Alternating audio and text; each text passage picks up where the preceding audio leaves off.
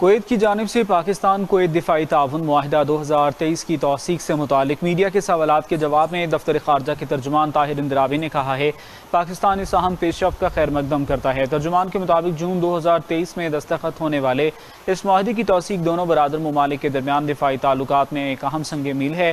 ये शराकत दारी 1980 की दिहाई से जारी मजबूत दिफाई ताउन का तसलसल है और इससे दो तरफा दिफाई और सिक्योरिटी ताउन मजीद मजबूत होगा। उन्होंने कहा कि दिफाई मुआहिदा ताउन के लिए एक नए जामे और इदारा जाती फ्रेमवर्क फराहम करता है। कुवैत की जानिब से पाकिस्तान कुवैत दिफाई ताउन मुआहिदा 2023 की तौसीक से मुतालिक मीडिया के सवालात के जवाब में दफ्तर खारजा के तर्जुमान ताहिर इंदिरावी ने कहा है पाकिस्तान इस अहम पेशरफ्त का खैर मकदम करता है। तर्जुमान के मुताबिक जून 2023 में दस्तखत होने वाले इस मुआहदे की तौसीक दोनों बरादर ममालिक के दरमियान दिफाई ताल्लुकात में एक अहम संग मील है।